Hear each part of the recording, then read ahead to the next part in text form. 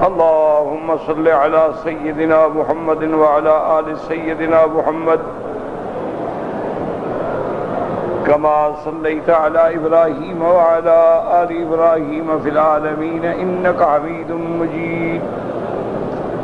أعوذ بالله من الشيطان الرجيم. بسم الله الرحمن الرحيم. إنا جعلنا في أعناقهم أغلالا فهي إلى الأذقان فهم مقمحون وجعلنا من بين أيديهم سدا ومن خلفهم سدا فأغشيناهم فهم لا يبصرون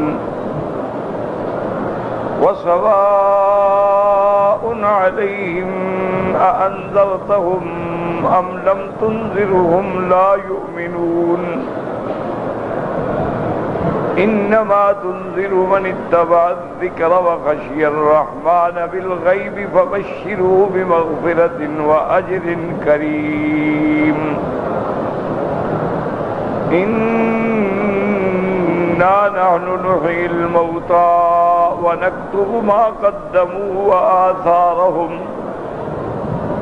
وكل شيء أحصيناه في إمام مبين.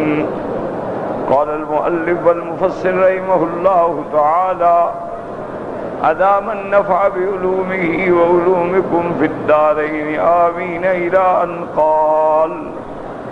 الحديث الثاني قال ابن أبي حاتم حدثنا محمد بن الوزير الواسطي قال حدثنا إسحاق الأزرق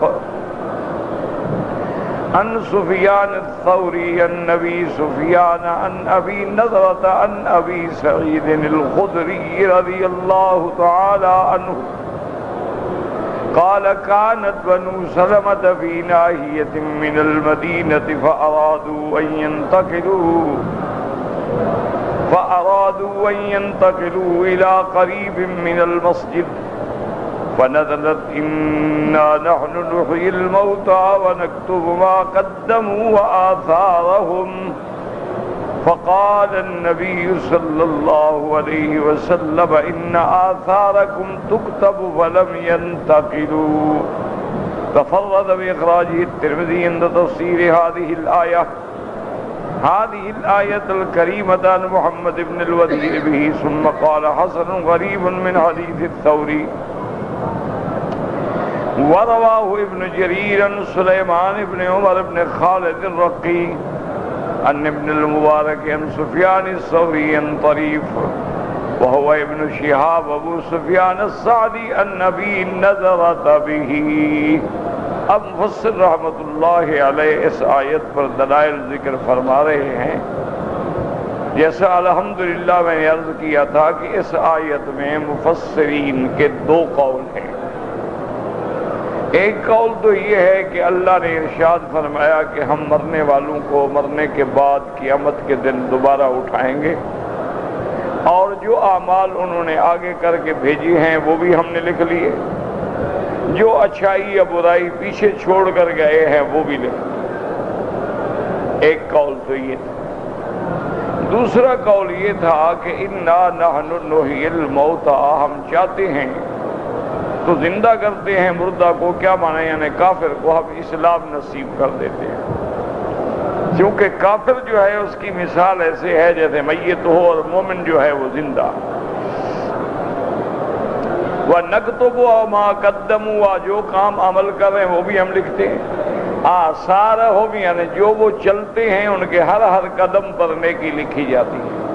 اگر طاعت میں چلیں گے نیکی لکھی جائے گی، اگر برائی میں چلیں گے تو ان کے گناہ لکھے جائیں.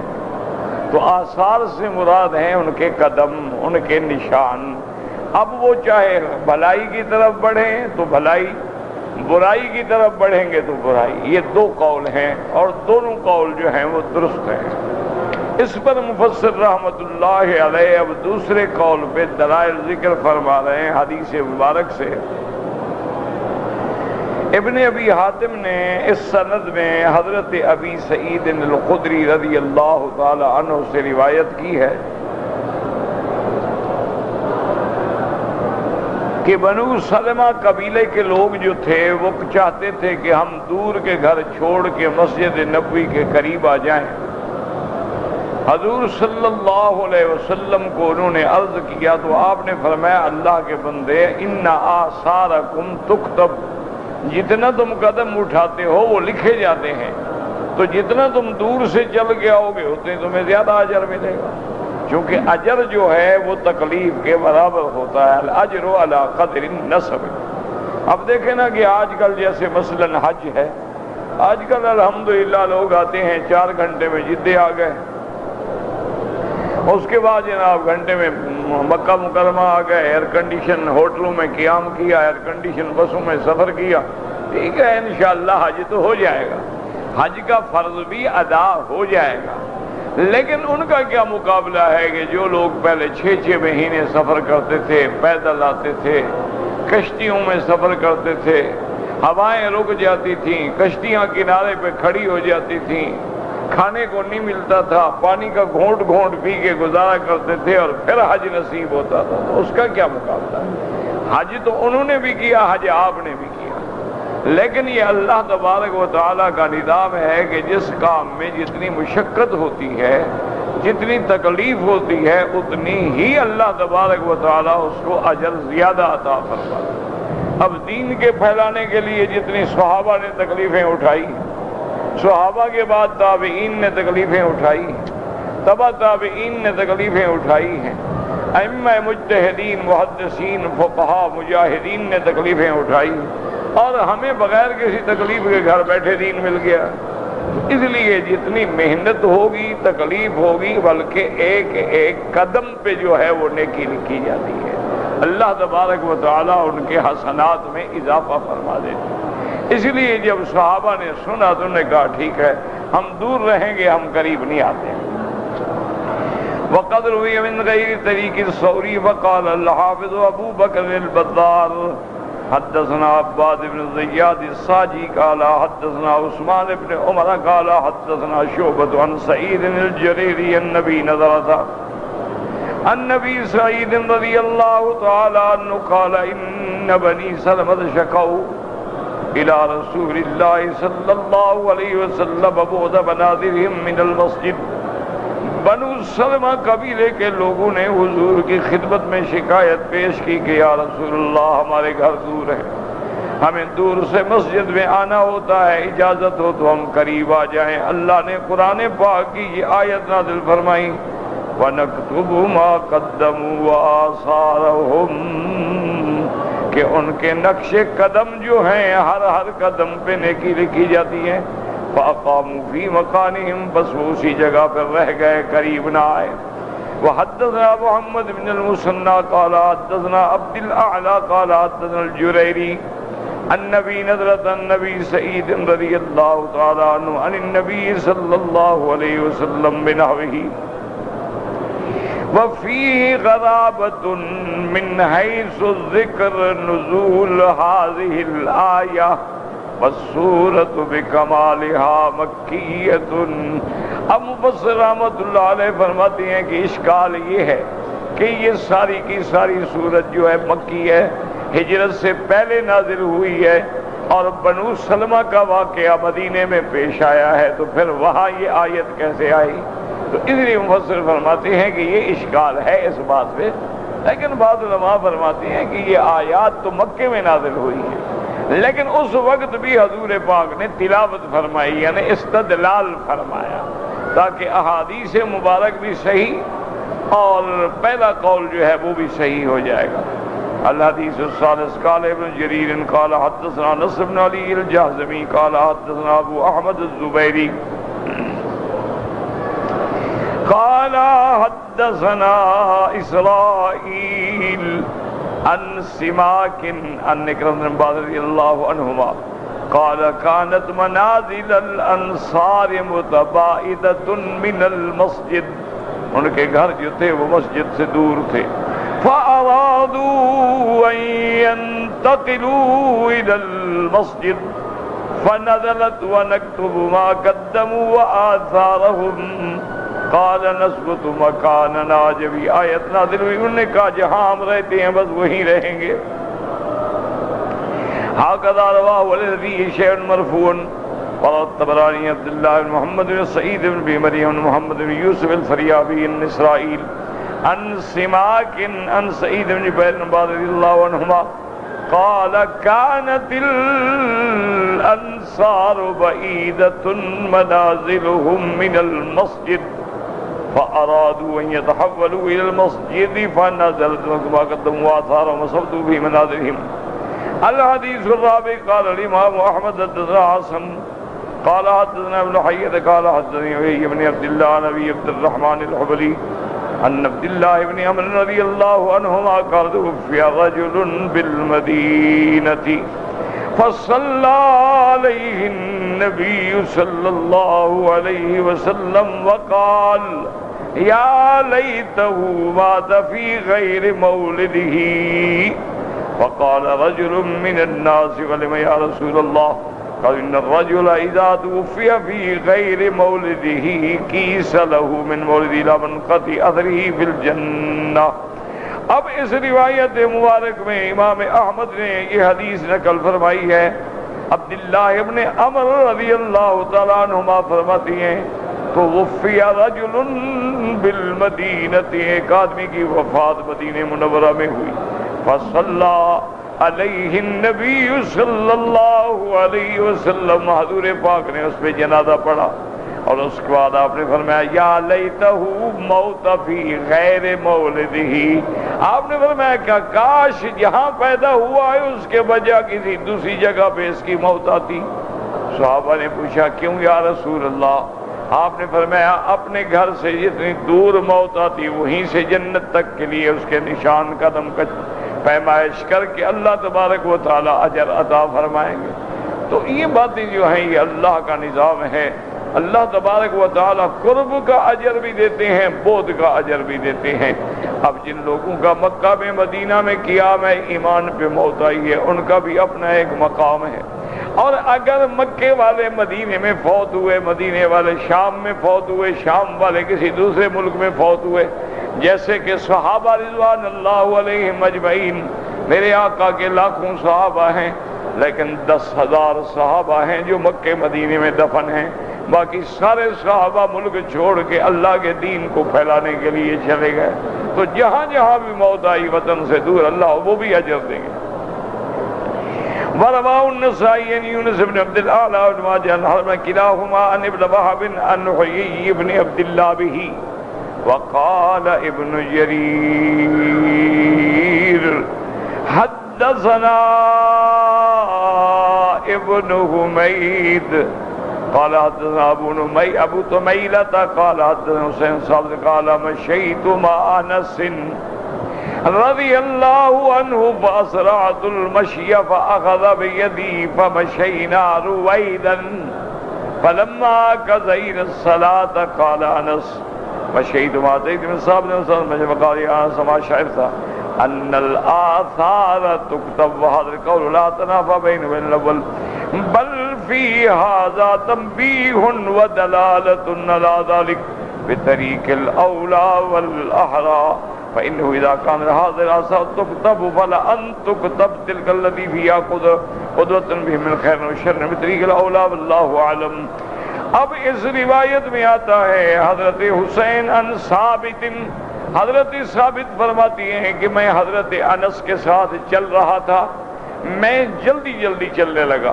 حضرت انس نے میرا ہاتھ پکڑ لیا اور پھر ہم آرام آرام سے چلتے گئے اور نماز پڑھی. جب فارغ ہو گئے تو حضرت انس نے فرمایا میں اسی طرح زید بن ثابت کے ساتھ چل رہا تھا.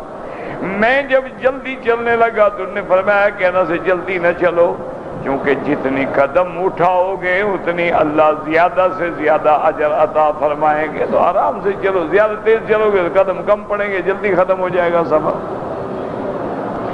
اب مفسر رحمت اللہ علیہ فرماتی ہیں کہ دونوں قول جو ہیں ان میں کوئی منافات نہیں. جب یہ قدم بھی لکھے جاتے ہیں تو جو آدمی اپنی مرنے سے پہلے کوئی نیکی کا کام کر گیا، لوگ عمل کر رہے ہیں تو وہ کیوں نہیں لکھے جائیں گے؟ اگر کوئی برائی چھوڑ گیا اس پہ لوگ عمل کر رہے ہیں تو کیوں نہیں لکھے جائیں گے؟ تو لہذا ان میں کوئی منافات نہیں ہے. یعنی وہ قول بھی درست ہے اور یہ قول بھی درست ہے. اگر اس نے موت سے پہلے کوئی اچھی بات کی ہے، مسجد بنا دی، ہسپتال بنا دی، کوئی نیک کام کر دیا، کوئی دین کی کتاب لکھ دی. اور آج اخبار میں بھی آیا تھا حضرت مولانا انظر کاشمیری رحمت اللہ علیہ، یہ حضرت علامہ انور شاہ کاشمیری کے فرزند تھے اور خود بھی بہت بڑے محدث اور بڑے کتابوں کے مؤلف تھے. ان کی وفات ہو گئی، اللہ مغفرت فرمائے اور اللہ ان کے درجات کو بلند فرمائے اور اللہ ان کے پسماندگان کو صبر جمیل عطا فرمائے. بہت بڑے عالم تھے، 32 سال تک دارالعلوم دیوبند میں پڑھایا ہے ماشاءاللہ. اور حضرت علامہ انور شاہ کاشمیری رحمت اللہ علیہ کے فرزند تھے حضرت علامہ اندر شاہ، اور آپ کا بھی ایک بیٹا ہے، خدا کی قدرت ہے، محمد اکبر. تو ہر قدم لکھا جائے گا. وَكُلَّ شَيْءٍ أَحْصَيْنَاهُ فِي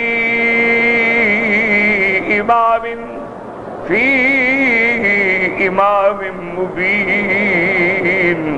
اے وجمیل الکائنات مکتوب فی کتاب مستور مضبوط فی لوح محفوظ. امام مبین سے مراد وہ کتاب ہے جس میں اللہ نے ساری کائنات کی ہر چیز لکھ ڈالی ہے، ہر چیز لکھی ہوئی ہے، ہر چیز محفوظ ہے. اسی لوح محفوظ کا نام امام مبین بھی ہے. والامام المبین ہا ہنا ام الکتاب.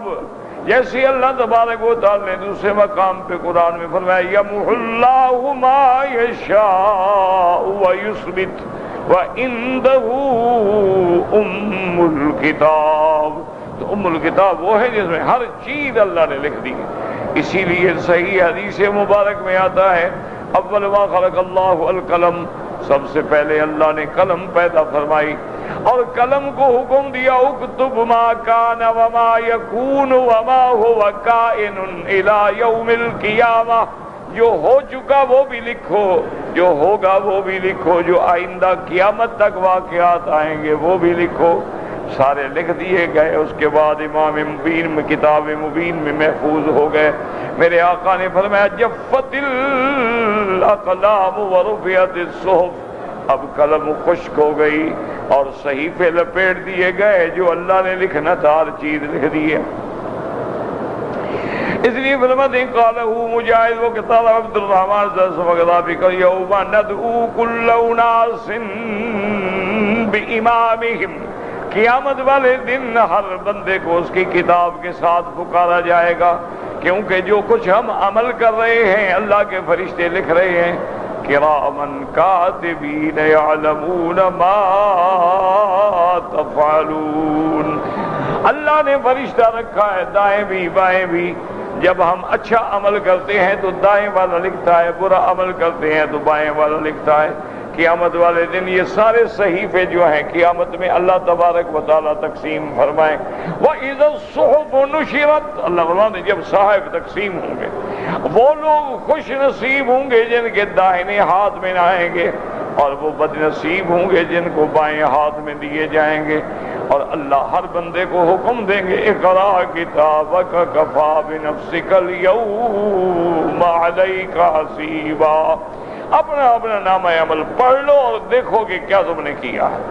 اس لیے قرآن پاک یہ ایک آیت آتی ہے کہ جب کافر مشرک پڑھیں گے اپنے نامہ عمل تو حیران ہو جائیں گے کہ ما لہذا الکتاب لا یغادر صغیرۃ ولا کبیرۃ الا احصاها ووجدوا ما عملوا حاضرا ولا یظلم ربک احدا.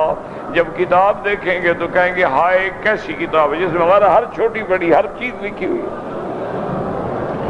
اس لیے اللہ فرماتے ہیں یوم ندعو کل اناس بامامہم ای بکتاب اعمالہم. ان کی نام عمل الشاہد علیہم بما عملوہ من خیر او شر. جو کچھ انہوں نے کیا تھا، بھلائی کی تھی تو وہ بھی لکھی ہوئی ہے اور برائی کی تھی تو وہ بھی لکھی ہوئی ہے. ہر چیز لکھی ہوئی ہے. اور جب نہ داہنے ہاتھ میں نام عمل ملے گا فَأَمَّا مَنْ أُوتِيَ كِتَابَهُ بِيَمِينِهِ فَيَقُولُ هَاؤُمُ اقْرَءُوا كِتَابِيَهْ جس کو داہنے ہاتھ میں ملے گا وہ دوستوں کو بلائے گا، ادھر آؤ، دیکھو ماشاءاللہ میرے چارج شیٹ آ گئی ہے، دیکھو ماشاءاللہ، دیکھو میرا نتیجہ صاف ہے۔ وَأَمَّا مَنْ أُوتِيَ كِتَابَهُ بِشِمَالِهِ فَيَقُولُ يَا لَيْتَنِي لَمْ أُوتَ كِتَابِيَهْ وَلَمْ أَدْرِ مَا حِسَابِيَهْ، اور جس کو بائیں ہاتھ میں ملے گا وہ کہے گا ہائے کاش کہ مجھے نہ ملتا، کیونکہ ہر برائی سامنے لکھی ہوئی۔ اسی لیے اللہ نے دوسرے مقام پہ فرمایا وَوُضِعَ الْكِتَابُ وَجِيءَ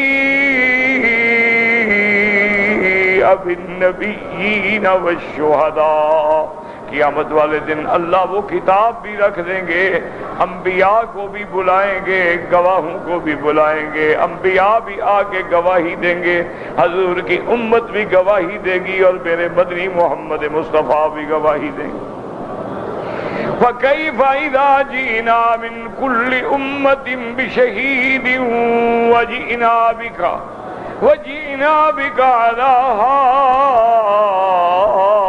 هَؤُلَاءِ شَهِيدًا، اور اسی طرح حضور کی امت کی یہ شان ہے وَكَذَلِكَ جَعَلْنَاكُمْ أُمَّةً وَسَطًا لِتَكُونُوا شُهَدَاءَ عَلَى النَّاسِ۔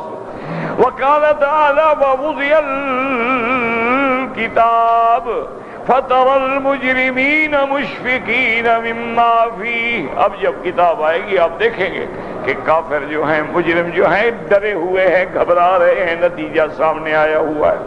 وَيَقُولُونَ يَا وَيْلَتَنَا مَا لِهَذَا الْكِتَابِ، کہیں گے ہائے کاش ہمارے لیے ہلاکت و بربادی آ گئی، یہ کیسی کتاب ہے کہ لا یغادر صغیرۃ ولا کبیرۃ الا احصاها، کوئی چھوٹا گناہ، کوئی بڑا گناہ، کوئی چھوٹی غلطی، کوئی بڑی غلطی، ہر چیز لکھی ہوئی موجود ہے۔ وَوَجَدُوا مَا عَمِلُوا حَاضِرًا وَلَا يَظْلِمُ رَبُّكَ أَحَدًا، اللہ فرماتی ہے میرا مدنی تیرا رب کسی پہ ظلم نہیں کرتے، بلکہ ان کو ان کے ظلم، ان کے گناہوں کی سزا ملے گی۔ وَمَا ظَلَمْنَاهُمْ وَلَكِنْ كَانُوا أَنفُسَهُمْ يَظْلِمُونَ۔ وَاضْرِبْ لَهُمْ مَثَلًا أَصْحَابَ الْقَرْيَةِ إِذْ جَاءَهَا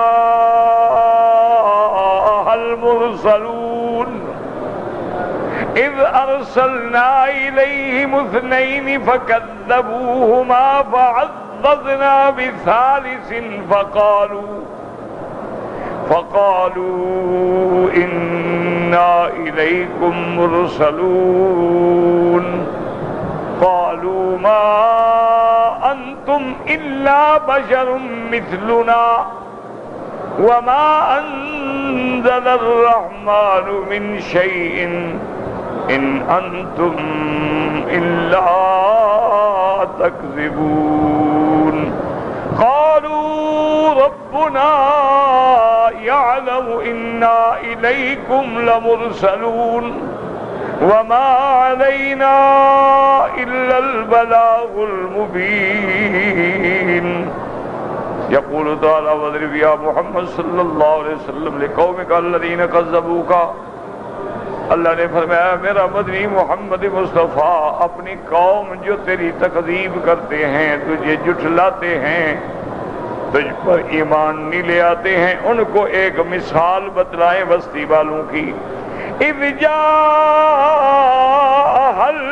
المرسلون، بستی والوں کے پاس جب رسول آئے، پیغمبر آئے، اللہ کی دعوت لے کے آئے۔ قال ابن عباس فيما بلغ ابن عباس رضي الله عنهما وكا بالاحبار وابن بهن انها مدينه انطاكيه وكان بها ملك يقال له انطقيس ابن انطقيس كان يعبد الاصنام فبعث الله تعالى اليه 3 من الرسل وهم صادق وصدوق وشلوم فكذبهم، وهكذا روى عن بريد بن حصين وإكرمة وقتادة والزهري أنها أنطاكية وقد استشکل بعض الائمة كونها انطاکیۃ بما سنذکر بعد تمام القصة انشاء اللہ۔ اب مفسر رحمۃ اللہ علیہ فرماتی ہیں کہ اصحاب القریہ سے کیا مراد ہے؟ تو ایک روایت میں حضرت ابن عباس نے، حضرت کعب احبار، حضرت وہب ابن منبہ فرماتی ہیں کہ اس سے مراد جو ہے مدینہ انطاکیہ ہے۔ یاد رکھو، مدینہ بھی کہہ دیتے ہیں، قریہ بھی کہہ دیتے ہیں۔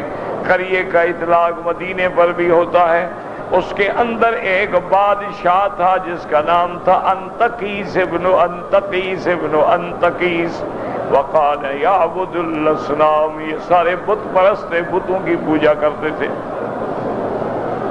اللہ نے 3 پیغمبر بھیجے، ایک کا نام صادق تھا، دوسرے کا نام صدوق تھا، اور تیسرے کا نام شلوم تھا۔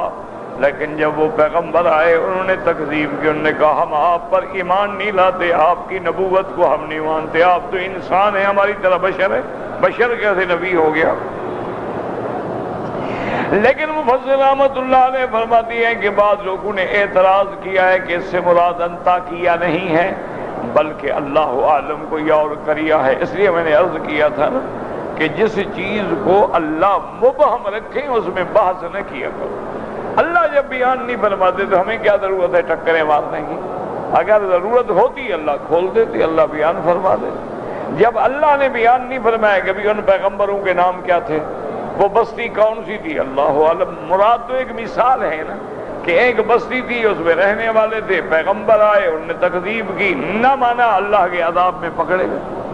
تو اگر مکے والے بھی نہیں مانیں گے تو ان کا حال بھی وہی ہوگا۔ تو اس سے مراد کوئی ضروری نہیں ہوتا کہ ہم بحث کریں کہ وہ قریہ کون سی تھی۔ بعض علماء نے کتابیں لکھی ہیں، یاد رکھو، بعض علماء نے کتابیں لکھی ہیں، جیسے جیسے یہ مقام آئے ہیں انہوں نے بحث کی ہے، لیکن اس کا تعلق اللہ کے قرآن کی تفسیر سے نہیں ہوتا، ہمیشہ یاد رکھیں۔ یعنی وہ الگ ایک جغرافیائی تحقیق ہے کہ بھی قوم عاد کہاں ہے، قوم سمود کہاں ہے، قوم لوط کہاں ہے، یہ عرب البائدہ کہاں ہیں، عرب العاربہ کہاں ہیں، عرب المستعربہ کہاں ہیں، حضرت اسماعیل علیہ السلام کہاں سے تشریف لائے، اور قبیلہ جرہم جو ہے وہ کہاں سے آیا، یمن کیا ہے، تبابیہ کیا ہے، یا نجاشی کیا ہے، حبشہ کیا ہے۔ تو ان لوگوں نے الگ کتابیں لکھی ہیں، کسی کو شوق ہے تو وہ کتابیں پڑھے، لیکن اللہ کے قرآن یا تفسیر سے ان کا کوئی تعلق نہیں ہوتا۔ اللہ کے قرآن نے جو وضاحت کی ہے الحمدللہ، نہیں کی ہے تو الحمدللہ۔ اگر کوئی چیز مجمل ہے تو اسی میں بہتری ہے، اگر کوئی چیز مفصل ہے تو اسی میں بہتری۔ اب دیکھیں نا، اللہ نے کسی بندے کو علم نہیں دیا کہ تم نے کب مرنا ہے۔ اگر یہ علم دے دیں تو آپ کا تو کھانا پینا ہی چھوٹ جائے۔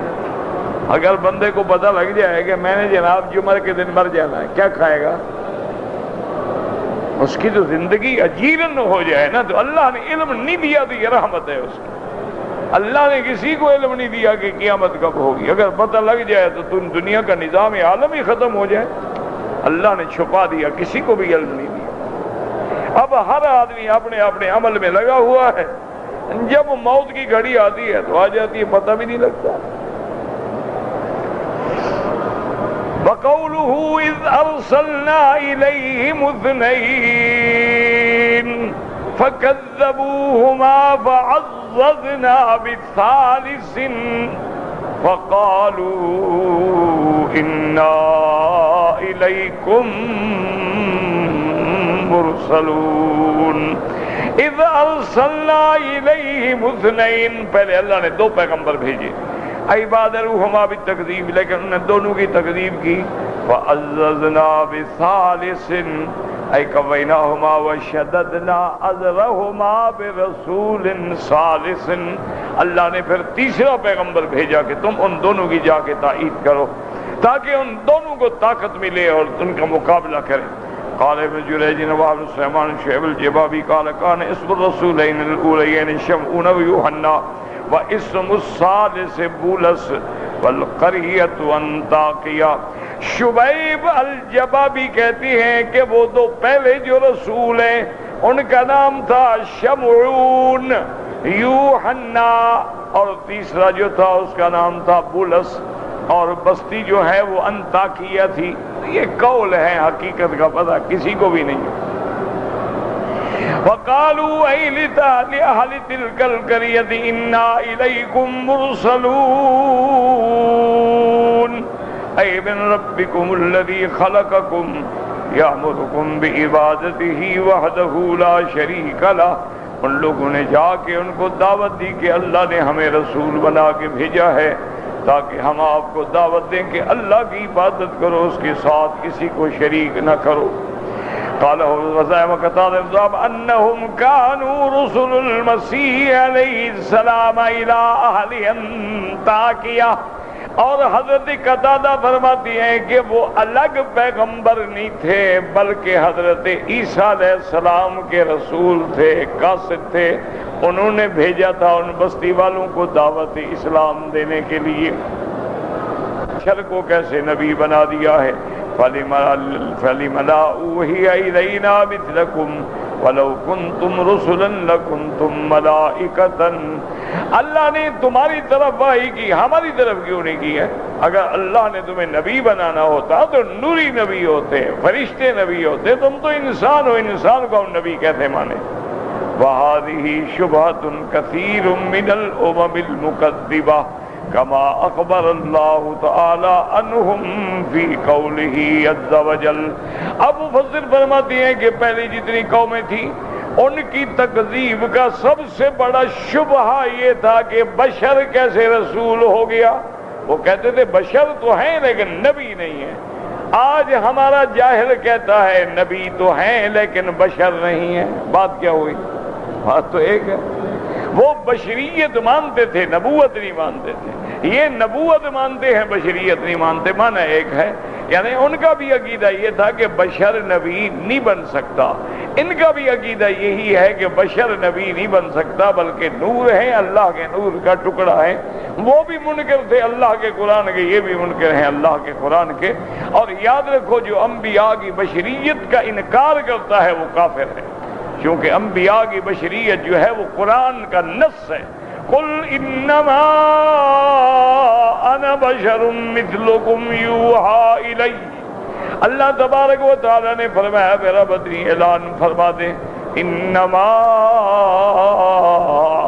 انا بشر مثلکم، میں انسان ہوں تمہاری طرح، میں جن سے بشر ہوں، میں ابن عبداللہ ہوں، میں ابن عبد المطلب ہوں، میری والدہ بی بی آمنہ ہے، میرے دودھ پلانے والی بی بی حلیمہ ہے، میرا بچپن، میری جوانی سب تمہارے سامنے گزری ہے، میں انسان ہوں، لیکن اللہ نے مجھے نبوت و رسالت کا تاج پہنایا ہے۔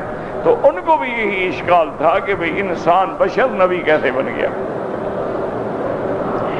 اس لیے قرآن کہتا ہے ذَلِكَ بِأَنَّهُ كَانَتْ تَأْتِيهِمْ رُسُلُهُمْ بِالْبَيِّنَاتِ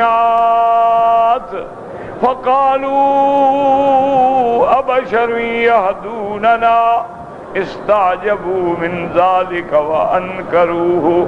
اللہ نے فرمایا پہلی امتوں کے بعد جب ہم نے نبی بھیجے، جب بھی پیغمبر آیا تو انہوں نے بھی یہی کہا کہ تم بشر ہو، بشر ہمیں کیسے ہدایت دیتا ہے۔ انہوں نے نبوت کا انکار کیا، انہوں نے کہا بشر نبی نہیں ہو سکتا ہے۔ تو اس لیے اب موجودہ دور ہو یا پہلا دور ہو، بشریت کا انکار کرنا جو ہے وہ کفر ہے، ہمیشہ کے لیے یاد رکھ لیں۔ اللہ کے تمام انبیاء جو ہیں بشر ہیں، اللہ کے تمام انبیاء جو ہیں ولد آدم ہیں، آدم کی اولاد ہیں۔ اور اگر اللہ دنیا کے اندر ملائکہ ہوتے تو اللہ فرشتہ نبی بنا کے بھیجتے۔ اس لیے قرآن کہتا ہے قُلْ لَوْ كَانَ فِي الْأَرْضِ مَلَائِكَةٌ يَمْشُونَ مُطْمَئِنِّينَ لَنَزَّلْنَا عَلَيْهِمْ مِنَ السَّمَاءِ مَلَكًا رَسُولًا۔ اللہ نے فرمایا میرا مدری ان ظالموں سے کہو اگر زمین میں فرشتے ہوتے میں نبی بھی نوری بھیجتا۔ جب زمین میں انسان ہے تو لازم بات ہے کہ نبی ان کی جنس سے ہو تاکہ جنس کی وجہ سے بات سمجھ آئے۔ اس لیے کہنے کہ قالوا ان انتم الا بشر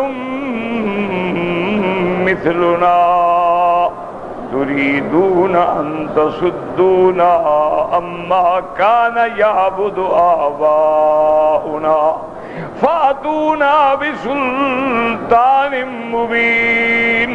ہر دفعہ کافر کہتے رہے تم بشر ہو، نبی نہیں ہو، تم تو چاہتے ہو کہ ہمیں اپنے باپ دادے کے طریقے سے ہٹا ڈالو. وقوله تعالی حکایت عنہم فی قولی جل وعلا وَلَئِنْ أَطَعْتُمْ بَشَرًا مِثْلَكُمْ إِنَّكُمْ إِذًا لَخَاسِرُونَ. کافر کہتے تھے کہ اگر تم نے، یہ تو بشر ہیں، اگر ان کی اطاعت کی تم تو پھر گھاٹے میں پڑ گئے. وَمَا مَنَعَ النَّاسُ أَن يُؤْمِنُوا إِذْ جَاءَهُمُ الْهُدَى إِلَّا أَن قَالُوا أَبَعَثَ اللَّهُ بَشَرًا رَسُولًا. اللہ فرماتی ہیں کہ پہلی قوم اس لیے ایمان نہ لے آئیں جب ان کے پاس ہدایت پہنچی کہ اللہ نے بشر کو رسول کیسے بنایا ہے. وَلِهَذَا قَالَ تَبَارَكَ وَتَعَالَى مَا أَنْتُمْ إِلَّا. اسی آیت میں بھی یہی ہے کہ ان بستی والوں نے بھی یہی کہا، قَالُوا مَا أَنْتُمْ إِلَّا بَشَرٌ مِثْلُنَا وَمَا أَنزَلَ الرَّحْمَنُ مِنْ شَيْءٍ إِنْ أَنْتُمْ إِلَّا تَكْذِبُونَ. یاد رکھیں پیغمبروں نے کیا جواب دیا. پیغمبروں نے یہ نہیں کہا ظالمو ہم تو بشر کا لباس پہن کے آئے ہیں، اندر تو ہم نور ہیں. پیغمبروں نے کھل کے کہا قالوا ربنا يعلم انا الیکم لمرسلون. انہوں نے کہا اللہ جانتا ہے، اللہ نے ہمیں رسول بنا کے بھیجا ہے، ہم اللہ کے پیغمبر ہیں، اللہ کے رسول ہیں. ای اجابتهم رسلهم الثلاثۃ قائلین اللہ یعلم انا رسلہ الیکم. اللہ جانتا ہے، اللہ نے ہمیں تمہاری طرف بھیجا ہے. وَلَوْ كُنَّا كَذِبَةً عَلَيْهِ لَانْتَقَمْنَا أَشَدَّ الْانْتِقَامِ. اور اگر نعوذ باللہ ہم اللہ پہ جھوٹ بول رہے ہیں تو اللہ ہم سے بھی بدلہ لیں گے. وَلَكِنَّهُ سَيُجْزَىٰ وَيَنصُرُنَا عَلَيْكُمْ وَسَتَعْلَمُونَ مَنْ تَكُونُ عَاقِبَةُ الدَّارِ. لیکن تم لوگ دیکھو گے کہ اللہ ہماری مدد فرمائیں گے، اللہ ہماری نصرت فرمائیں گے، اللہ ہمیں طاقت دیں گے، انجام ہم غالب آئیں گے اور تم جو مغلوب ہو جاؤ گے. قُلْ كَفَىٰ بِاللَّهِ بَيْنِي وَبَيْنَكُمْ شَهِيدًا يَعْلَمُ مَا فِي السَّمَاوَاتِ وَمَا فِي الْأَرْضِ والذین آمنوا بالباطل وکفروا باللہ اولئک هم الخاسرون.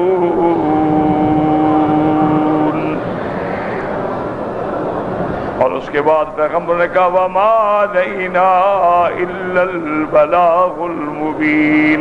یعنی انما علینا ان نبلغکم ما ارسلنا به الیکم فاذا اطعتم كانت لكم السعادة في الدنيا والاخرى وان لم تجدوا فاستعلمون غيب ذلك والله اعلم. پیغمبروں نے کہا ہمارے اوپر ذمہ داری ہے کہ اللہ کی توحید کی دعوت پہنچا دیں. اگر مان لوگے تو دنیا آخرت سنور جائے گی، اور اگر نہیں مانو گے تو دنیا و آخرت کا عذاب خریدو گے، دیکھ لو گے کہ پھر نہ ماننے کا انجام کیا ہوتا ہے. واللہ اعلم.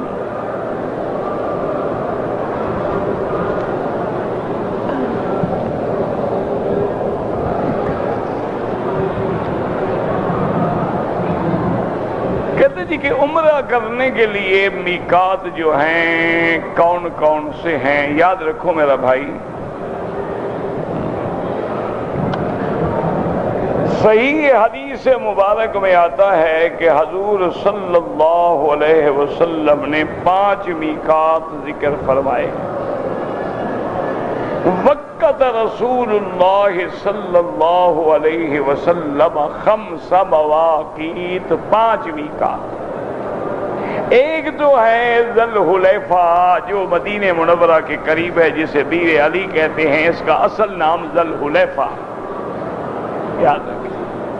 بیر علی کسی علی کا نام تھا. یہ لوگوں نے جھوٹے قصے بنا دیے ہیں کہ وہاں ایک جن تھا اور پری تھی اور دیو تھا اور حضرت علی نے ان کو کنویں میں قید کیا. یہ سارے جھوٹے من گھڑت قصے ہیں جن کا کوئی حقیقت سے تعلق. اور دوسرا جو ہے اسی راستے میں جب آپ مدینے سے مکے آ رہے ہوتے ہیں نا، ایک جگہ ہے الجحفہ، یہ رابق کے قریب ہے، یہ بھی میقات۔ دو، اسی طرح اگر آپ مدینے سے طائف چلے جائیں اور طائف سے جب آپ آئیں گے وادی سیل کی طرف تو وہاں بھی میقات ہے، یہ بھی میقات ہے قرن المنازل۔ اسی طرح جب آپ پاکستان سے، بنگلہ دیش سے، ہندوستان سے، یمن سے، ادھر سے آتے ہیں تو یلملم جو ہے وہ بھی ایک میقات ہے۔ تو 5 میقات ہیں، ذوالحلیفہ بھی ہے، جحفہ بھی ہے، اور ذات عرق بھی ہے، قرن المنازل بھی ہے، اور یلملم بھی ہے۔ یہ 5 میقات ہیں۔ اور حضور نے فرمایا کہ جو ان 5 میقاتوں پہ آئے بغیر احرام کے مکے میں نہ گزرے۔ اچھا، یہاں آؤ یا اس کے سامنے آؤ، ضروری تو نہیں نا کہ ہر آدمی جو ہے ذوالحلیفہ پر گزرے گا، اس کے سامنے گزرے گا۔ تو جب محاذات پہ آؤ گے تو بس میقات آ گیا۔ اسی لیے آپ دیکھتے ہیں کہ جب آپ مدینے میں آتے ہیں، بڑی سڑک پہ آتے ہیں، لکھا ہوتا ہے میقات، میقات، محاذات المیقات، کہ بھی یہ جگہ میقات کے سامنے ہے۔ اسی طرح آپ ہوائی جہاز میں آ رہے ہوتے ہیں تو اعلان کرتے ہیں کہ بھی ابھی 15 منٹ کے بعد میقات آنے والا ہے، ہم محاذ میقات سے گزریں گے۔ اب ہوائی جہاز تو 40,000 قدم اونچا ہے، لیکن وہ میقات کے محاذ پہ گزرے گا۔ تو جو بندہ میقات پہ آ جائے، یہ حرمت کعبہ ہے، یہ کعبے کا حق ہے، یہ حرم کی عظمت ہے کہ بغیر احرام کے داخل نہ ہو۔ اس کو پتہ ہونا چاہیے کہ میں اللہ کے گھر میں داخل ہو رہا ہوں۔ وہ غسل کرے، غسل کر کے اپنے سلے ہوئے کپڑے اتار کے 2 چادریں باندھے، 2 رکعت سنت الاحرام پڑھے، لبیک اللہم لبیک، لبیک بعمرۃ لبیک اللہم لبیک، لبیک لا شریک لک لبیک، اور دعائیں مانگتے ہوئے مکے آئے، طواف کرے، 2 رکعت پڑھے، صفا مروہ دوڑے، سر پہ اس طرح پھروائے یا سارے سر کے بال کٹائے، اب عمرے سے فارغ ہو گیا۔ تو یہ ہیں 5 میقات۔ اچھا، ایک یہ ہے کہ ہم مکے میں آ گئے، اپنے اپنے ملک سے آتے ہوئے ہم نے عمرہ کر لیا، اب مکے میں رہنے کے بعد ہم عمرہ کرنا چاہتے ہیں تو کیا کریں؟ تو اگر کسی کو اجازت ہے، اقامہ ہے یا وزٹ ویزا ہے تو طائف چلا جائے، تاکہ پھر اس کا عمرہ جو ہے وہ میقات کا ہو جائے گا۔ چونکہ میقات کا عمرہ تو سبحان اللہ، اس کا تو بہت بڑا اجر ہے نا۔ اچھا، اگر آپ کا وزٹ ویزا نہیں ہے، آپ طائف نہیں جا سکتے، مکے مدینے تو جا سکتے ہیں نا، مدینے چلے جاؤ۔ اچھا، مدینہ بھی نہ جائیں تو یہاں سے تو 100 کلومیٹر پہ جحفہ ہے، جحفہ چلے جائیں، رکاوٹ بھی کوئی نہیں ہے۔ جب مدینہ جانا رکاوٹ نہیں ہے، رابق جانا بھی رکاوٹ نہیں ہے، جحفہ سے احرام باندھ کے آ جائیں تو میقات ہے۔ اس کے علاوہ اگر مکے میں رہتے ہوئے کوئی عمرہ کرنا چاہتا ہے تو اس کو پھر حد حرم سے باہر نکلنا ہوگا، اور قریب ترین جو حد حرم کے باہر ہل ہے وہ ہے مسجد عائشہ، یعنی وہ تنعیم چلا جائے، مسجد عائشہ سے جا کے 2 رکعت پڑھ کے نیت کر کے آ جائے، یا جعرانہ ہے جہاں سے خود حضور پاک نے عمرہ کیا ہے۔ جب آپ تشریف لائے، مکہ فتح ہو گیا، حنین کا قصہ ہو گیا، طائف کا محاصرہ کر لیا، تو آپ نے اس زمانے میں جعرانہ کے مقام پہ قیام فرمایا، تو وہاں سے حضور احرام باندھ کے عمرے کے لیے آئے۔ تو اگر آپ چاہتے ہیں تو جعرانہ سے بھی احرام باندھ سکتے ہیں، اگر آپ چاہتے ہیں عرفات چلے جائیں، عرفات بھی حد حرم سے باہر ہے، وہاں سے احرام باندھ کے آ جائیں، وہ بھی جائز ہے۔ تو اگر مکے میں رہ کے عمرہ کرنا ہے تو حد حرم سے باہر جانا ضروری ہے، لیکن یہ عمرہ اس میقات والے عمرے کا مقابلہ نہیں کر سکتا۔ میقات کا عمرہ جتنا بڑا ہے، جتنا تکلیف ہے، جتنا دور ہے، اتنی ہی اجر اور مثوبت جو ہے، ثواب جو ہے وہ زیادہ ہے۔ تو اس لیے ہر چیز اچھی طرح سمجھ لیں۔ اور ایک بات یاد رکھیں میرے محترم، کہ آپ نے عمرہ کرنا ہے، عمرہ کرنے سے پہلے عمرے کی کتابیں پڑھیں۔ آج ہر زبان میں کتاب موجود ہے، اردو میں ہے، فارسی میں ہے، فرینچ میں ہے، انگریزی میں ہے، تب ہر زبان میں ماشاءاللہ موجود ہے۔ پہلے وہ کتاب پڑھیں، 1 دفعہ 2 دفعہ 3 دفعہ 4 دفعہ، جو چیز سمجھ نہ آئے نشان لگا کے کسی عالم سے سمجھ لے، اس کا فائدہ یہ ہوگا کہ آپ کا عمرہ غلط نہیں ہوگا۔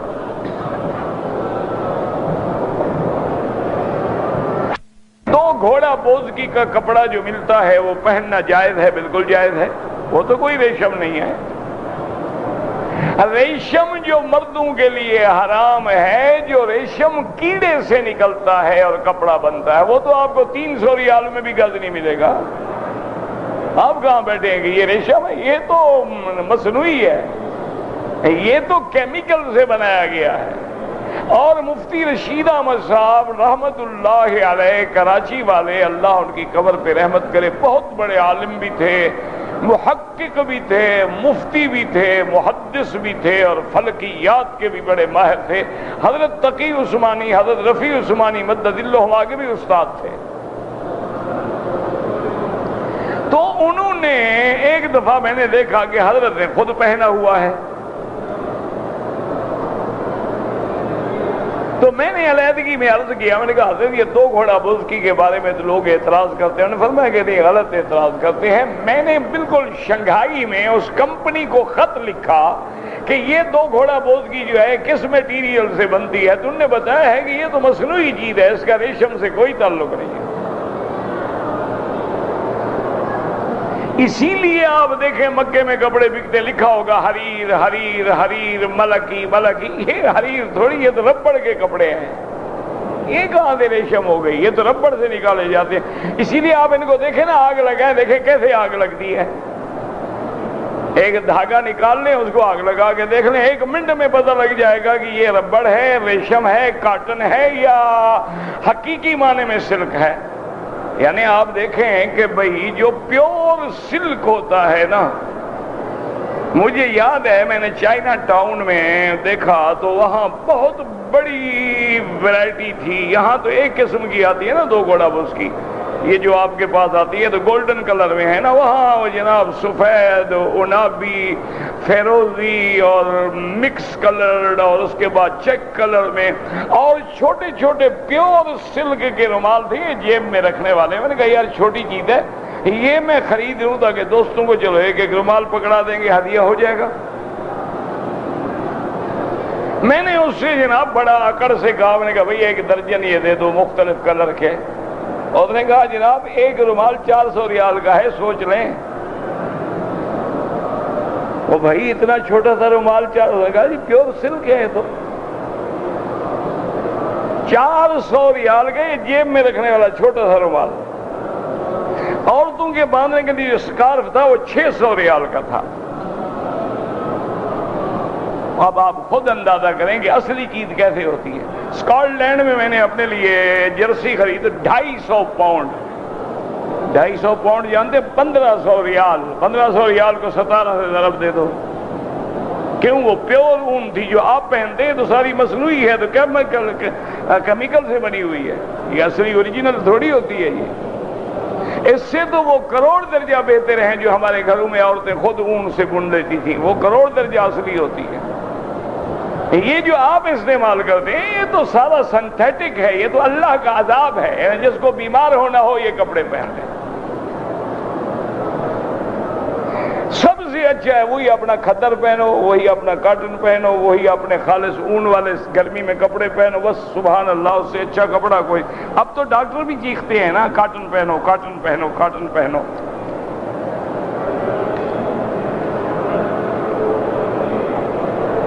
کہتے جی کہ شادی کرنے کے لیے جب لڑکی دیکھی جاتی ہے تو انگوٹھی دی جاتی ہے، کوئی ضروری نہیں ہے، رواج ہے۔ یہ تو رواج ہے کہ منگنی ہے، آج انگوٹھی ہوگی، پھر مہندی ہوگی، پھر پتہ نہیں دودھ پلائی ہوگی، پھر پتہ نہیں نت کھلائی ہوگی، پھر جوتا اٹھائی ہوگی، پتہ نہیں۔ یہ تو ساری ہندوؤں کی رسمیں ہیں، کافروں کی رسمیں ہیں، ان کا اسلام سے کوئی تعلق نہیں۔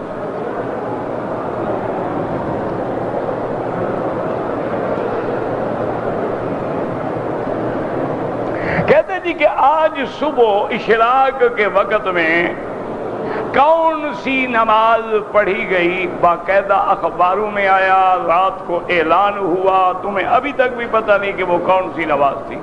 یعنی وہ جناب استسقا تھی، بارش کے لیے پڑھی گئی. یہی وجہ ہے نا کہ مسلمان کو نہ قرآن کا پتہ ہے نہ حدیث کا پتہ ہے، ورنہ تو خطبے میں ایک لفظ سن لیتے سمجھ آ جاتا کہ امام کیا کہہ رہا ہے.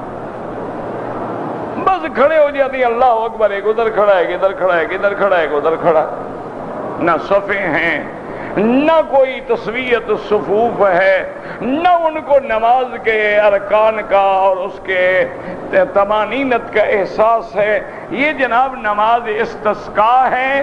جب بارشیں نہ ہوں تو نماز پڑھ کے دعا کی جاتی ہے. امام ابو حنیفہ رحمۃ اللہ علیہ کے نزدیک نماز نہ پڑھی جائے تب بھی دعا کی جا سکتی ہے. جیسے میرے آقا نے جمعہ کا خطبہ پڑھاتے ہوئے ایک صحابی اٹھا، حلقت العیال والمال یا رسول اللہ، انہوں نے کہا یا رسول اللہ ہمارے مال اور عیال سب مر رہے ہیں، پانی نہیں ہے. آپ نے اسی وقت ہاتھ اٹھا دیے، اللہم انزل علینا الغیث ولا تجعلنا من القانطین. صحابہ کہتے ہیں کہ پورے مدینے پر اتنا ٹکڑا بھی بادل کا نہیں تھا. حضور نے ہاتھ اٹھائے، ابھی ہاتھ گرائے نہیں کہ بادل جوش میں آ گئے. اور جب ہم جمعہ پڑھ کے نکلے تو بارش کا اتنا پانی تھا. مانگنے والا بھی تو محمد مصطفیٰ تھا نا. مانگنے والا، دعا مانگنے والے کون تھے؟ محمد مصطفیٰ تھے، جس کے بارے میں ان کے چچا نے کہا تھا نا وَأَبْيَضُ يُسْتَسْقَى الْغَمَامُ بِوَجْهِهِ. کہا محمد مدنی آپ چھوٹے تھے، بچے تھے، کہا میرا مدنی تیرا تو چہرہ ایسا ہے، تیرے چہرے کو دیکھ کے بادل بھی برس پڑتے ہیں. شاہ ولی اللہ محدث دہلوی کا 4 بیٹا تھا. شاہ اسماعیل شہید، شاہ عبد العزیز، شاہ عبد المجید. عبد المجید تو ان کا کوئی بیٹا نہیں تھا. آپ نے شاہ ولی اللہ محدث دہلوی کے حالات اٹھا کے کتابیں دیکھ لیں، ان کی ساری سیرت، سارا احوال، نسب سب کو لکھا ہوا موجود ہے. کھانا جو ہے ٹھیک نہیں ہے.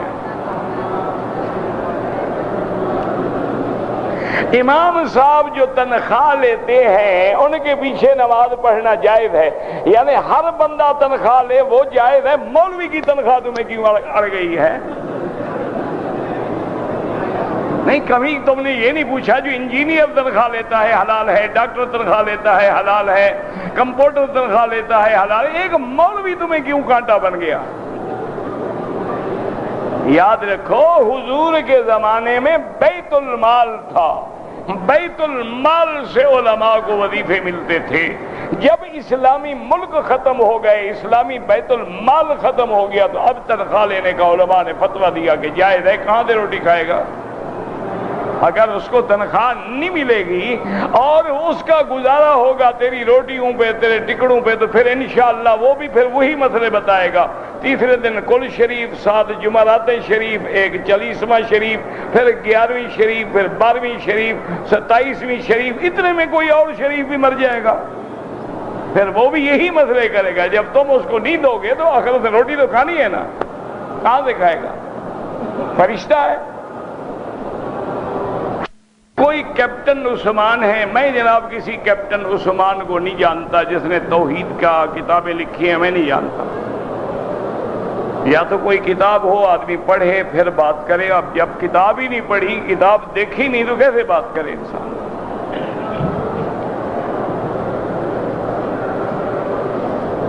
اگر مکہ ٹاور میں جو مسجد ہے وہاں جو نماز پڑھتے ہیں، بھی پورے مکے میں جہاں بھی نماز پڑھو 1 کا لاکھ ملتا ہے. اگر ہم طواف کر رہے ہیں، نماز جنازہ کھڑی ہو جائے، پڑھ لو مرضی، نہ پڑھو مرضی، کوئی بات نہیں.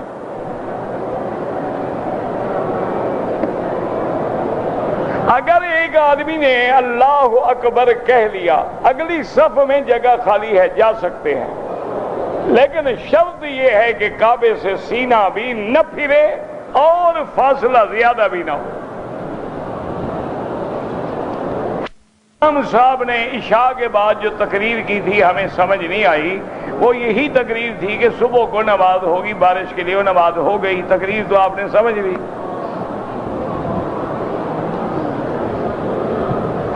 مسجد عائشہ سے عمرے کو منع فرماتے ہیں، ٹھیک ہے، ان کی تحقیق ہے کہ بغیر عذر یا بغیر ضرورت کے نہ کیا جائے. ابو حنیفہ فرماتے ہیں کہ بی بی عائشہ جب تک زندہ رہی ہمیشہ کرتی رہی، تو ہر دفعہ تو عذر نہیں ہوتا تھا نا ان کو. والدہ کے پاؤں میں تکلیف ہے، پٹی باندھنا ضروری ہے، تو اس کے اوپر مسح کر لے، کوئی بات نہیں، وہ مسح۔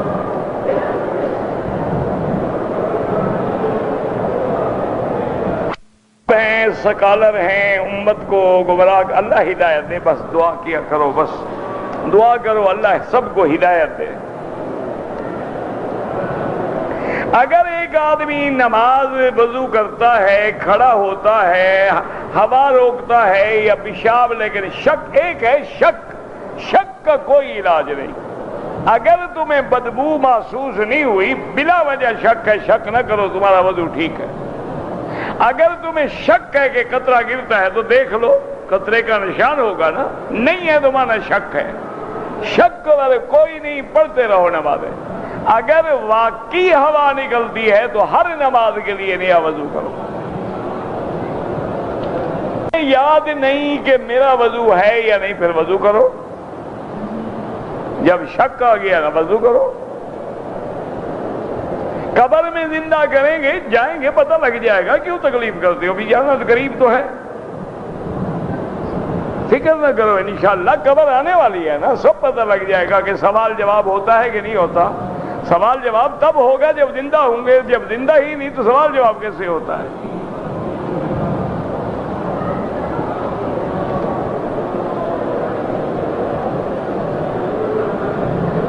اگر ایک مسجد میں ملازم ہوں، اذان یاد نہیں رہا، نہیں دے سکے، تکبیر کہے کہ نماز پڑھا لی، ٹھیک ہے، کہیں تو اذان ہوئی تھی نا۔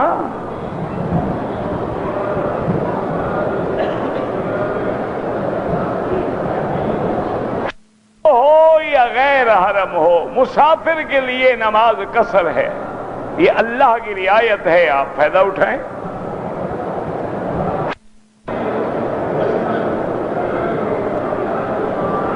اگر کوئی عورت لا علمی میں کسی کو ڈھونڈتے ڈھونڈتے حیض کی حالت میں حرم سے گزر گئی، اللہ معاف کرے، استغفار کرے، آئندہ احتیاط کرے۔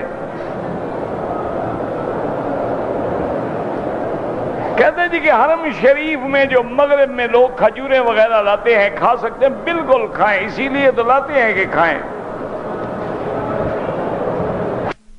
مجھے خواب کا پتہ نہیں لگتا ہے۔ مسواک جو ہے وہ ایک بالشت ہو، چھوٹا ہو، سب جائز ہے۔ عصر کے بعد طواف کریں تو احناف کے نزدیک 2 رکعت مغرب کے بعد پڑھیں، باقی ائمہ کے نزدیک حرم میں ہر وقت نماز پڑھنا جائز ہے۔ اگر کسی آدمی کی نمازیں بہت قضا ہو گئی ہیں، اندازہ کر کے قضا پڑھے ہر حال میں، کیونکہ حضور کی جب بھی نمازیں قضا ہوئیں آپ نے پڑھی ہیں، پر آپ فرماتے تھے استغفار کرو، پڑھنے کی کوئی ضرورت نہیں۔ آپ کا خندق کے موقع پہ قضا ہوئی تو آپ نے قضا پڑھی ہیں، اس لیے جتنا بھی قضا ہو بالکل توبہ بھی کرو، استغفار بھی کرو اور قضا بھی پڑھو۔ ربنا تقبل منا انك انت السميع العليم وتب علينا انك انت التواب الرحيم اللهم اجعل لنا وللمسلمين من كل هم فرجا ومن كل ضيق مخرجا ومن كل بلاء عافية صلى الله تعالى على خير خلقه سيدنا محمد وعلى آله وصحبه أجمعين۔